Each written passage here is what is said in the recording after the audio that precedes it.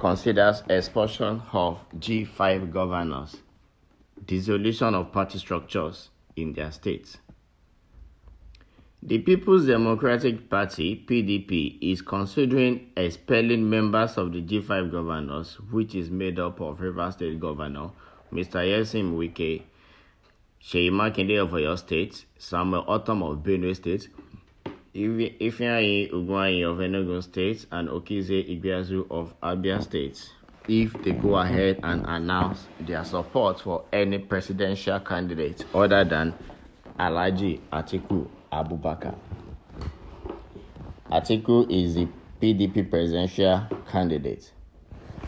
A reliable source who is a member of the PDP Presidential Campaign Council, who disclosed this to This Day newspaper yesterday, said another measure being considered by the leadership of the main opposition party was the dissolution of the party structures in the respective states of the G5 governors, who are also referred to as the Integrity Group, an established caretaker committee to run the affairs of the party in the 5 states. According to the source, who pleaded to remain anonymous, taking such action would also affect the political ambition of Makinde, who is seeking re-election as governor, as well as Okezie, Otom, and Ikpeazu, who all are contesting for the senatorial seats in their respective states. Dissolving the PDP structures will also affect their loyalists who are contesting for different positions under the PDP in Abia, Rivers, Oyo, Benue, and Enugu, the source said. This is looking like a fight to finish case. The governors elected on the platform of the PDP had, in what many had described as another jamboree on Monday, traveled to the United Kingdom for another strategic meeting. Jamboree indeed. The governors led by Wike have been calling for the resignation of the PDP's national chairman, Dr. Iyorchia Ayu, as their minimum condition for peace in the party and to join the Presidential Campaign Council of the party's presidential candidate, Atiku. Wike has refused to accept his defeat at the presidential party's primary in good faith. Since he lost the primary, yes, and now this is according to This Day newspaper. Since he lost the primary and even the vice presidential slot, Wike has utilized the enormous resources at his disposal to mobilize 4 other governors to fabricate lies in the party, as if those governors were not sitting on their state respective resources. The aggrieved governors have been working against their party for months since Wike failed to cleanse the vice presidential running mate to Atiku. They have been insisting that Iyorchia Ayu, the national chairman of the party, must quit for a southerner to take his place, stating that it was the irreducible minimum for peace to reign in the party.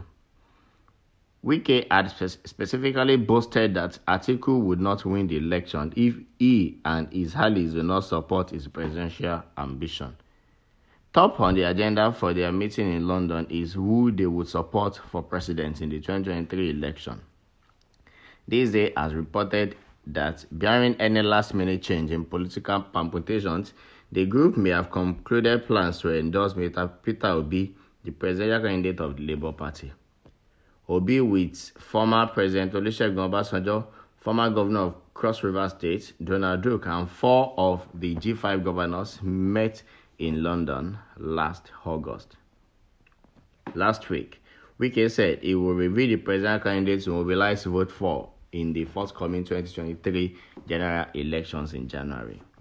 Many have urged the party to move against Wike and his group by expelling them for unpardonable anti-party activities, but the party has refrained them from taking such actions. But the more the party tolerated the excesses of the governors, the more emboldened they have become. Governor Wike, in particular, has been boastful about his capacity to do damage to the party. Just recently, he shut down Atiku's campaign office in Port Harcourt. Now, if you ask me my observation in all of this, I will say that he's like it is a payback time for Alhaji Atiku Abubakar. It is like the G5 governors are paying him with his own coin. Because if you look at when Obasanjo was the president and Alhaji Atiku was the vice president, we all understand, we all saw what happened. Atiku appears to be someone that is so power monger that he doesn't respect anyone. He's not loyal to anybody, whether you are his boss, be who you are, be a party member. Atiku himself has never been a party man. That is the basis. That is just as it is. Let us say it as it is. Atiku has never been a party man. He has never been loyal to anybody. Atiku was not loyal to Obasanjo. Atiku was not loyal to Yar'Adua. Atiku was not loyal to Jonathan. Atiku was not loyal to Buhari. He left PDP. He went to APC. He helped the APC to bring down Jonathan just for him to become the president. What kind of person? Who does that? Do you think that people that you've met to meet in APC, do you think they are daft? Do you think they don't know what they are doing? These are people that are more politically matured. They are politically calculated. How on earth do you think that you can corner that? Do you think you can defeat someone like Asiwaju Bola Tinubu, the Maradona of Nigerian politics?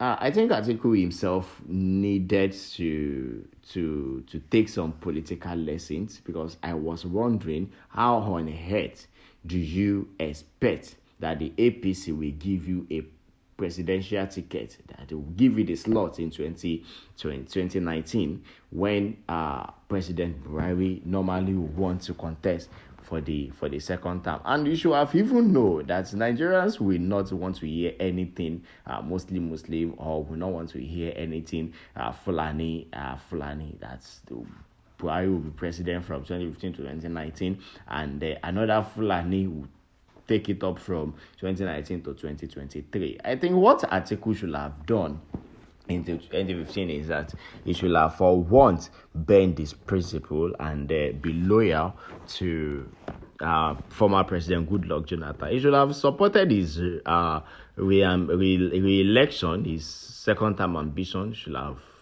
supported it, and who knows, by now Atiku may be the card-carrying member of the PDP, because I believe that Jonathan will have supported Atiku if it has been vice versa, So I don't know how Atiku will do this, because Buhari, despite the massive support that Buhari have been gotten from the North since 2003, he has never been president, not even for once, until he formed an alliance with the Southerners, with the Tinubus.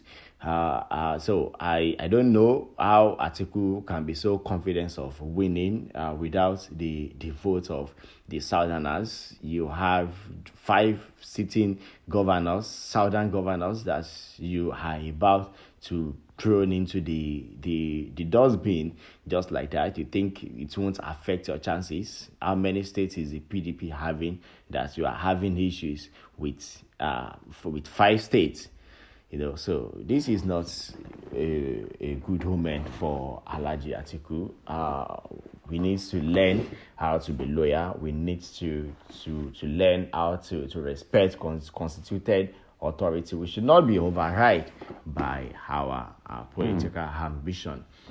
And for Seyi Makinde, I just hope that the governor, Seyi Makinde, knows what he is doing, because in a time like this, it calls for a sober reflection. You need to understand that a lot is at stake. According to that report we read, is contesting for a second term in office as governor. None of those other governors is seeking. None of them is seeking to recontest for governorship position. Highest is the Senate, which is also questionable. How can out of 5, how can we have 3 that will be seeing or eyeing the Senate as their retirement house? A lot of things need to change in this country, I wish Governor Shea Makinde, I wish him well. To a larger extent, Shea Makinde tried, he performed, he has performed. Some of his counterparts, even in Southwest, he did well in the area of projects, in the area of health, he did the little he can. He did well in the area of salaries and pension, which is most important to a lot of Nigerians, because to some extent that dictates the economy, the shape of the nation. So I wish him well. Going to support APC president candidates right now is not good for him. He has been the commander-in-chief of Oyo State's politics. Going to or supporting APC, or probably it is APC that will support him. And what if he's suspended from the party? What if the party structure is withdrawn from him? We now have to rely on the structure of the APC that is already full, that the people of Oyo State have rejected once. And after 4 years, what happens next? Then Testing Folarin will clinch the Hagodi tickets, and what will be the fate of Shea Makinde himself in the Oyo State politics? So he needs to sit down and talk to himself. We don't know what is between Shea Makinde and Governor Wike. Rumor claims that Governor Wike supported Shea Makinde to become the governor. We don't know, we are not there, but that is what we read in the newspaper. But whatever it is, stay glued to this channel, subscribe to this channel, like our post, share. More updates are coming. Thank you.